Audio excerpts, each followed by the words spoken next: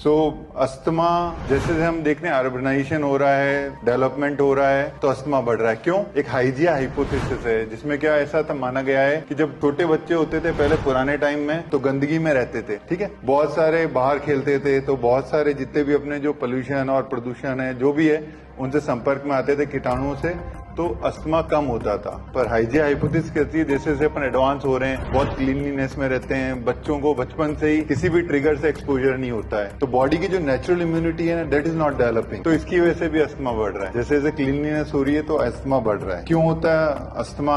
आपको पता है जैसे सांस की नली आप देख रहे हैं, सामान्य नली है, ये ऐसी होती है, अस्थमा के अंदर ये सिकुड़ जाती है। तो दो चीजें होती है अस्थमा के अंदर, सिकुड़न और सूजन, ठीक है। लक्षण क्या क्या होते हैं? बार बार आती खांसी, अगर हमें लग रहा है रिकरेंट कॉफ हो रही है, आप दवाई ले रहे हो फिर भी खांसी ठीक नहीं हो रही, कभी कम कभी ज्यादा हो रही है, रात के टाइम पे सिम्टम्स ज्यादा होते हैं, इसके अलावा सोने में तकलीफ हो रही है, और वीजिंग, सांस की नली में आवाज आ रही है, साए साए की आवाज आती है, म्यूजिकल साउंड आता है, वो है। एक जो नाक की एलर्जी होती है उसको एलर्जिक राइनाइटिस कहते हैं, ये अस्थमा के साथ जुड़ी हुई होती है, क्योंकि एक ही नली है, नाक जाके आगे सांस की नली में खुलती है, तो अगर यहाँ एलर्जी रहेगी तो अस्थमा होने की संभावना बढ़ जाएगी। तो एलर्जिक राइनाइटिस के क्या लक्षण है? बार बार बंद नाक का होना, नाक का बहना, खुजलाहट आना, छींके आना, ये सब एलर्जिक राइनाइटिस। और क्यों होता है ऐसा बार बार? क्योंकि जैसा मैंने आपको बताया, सेम एयरवे है, वन एयरवे है, शुरुआत नाक से होती है, लंग्स तक जाती है, तो नाक में सूजन होगी, एलर्जी होगी तो लंग्स में जाएगी, तो अस्थमा में कन्वर्ट होगी। तो इसका इलाज क्या है? जैसा कि हम लोग सब जानते हैं, दो तरह की चीजें हो गई, एक तो मैंने आपको बताया सिकुड़न हो गई, एक हो गई सूजन। तो सिकुड़न का इलाज अलग होता है जिसको हम कहते हैं रिलीवर, आपने दवाई ली, इनहेलर लिया, तुरंत आपको आराम आ गया, वो उससे तो अपनी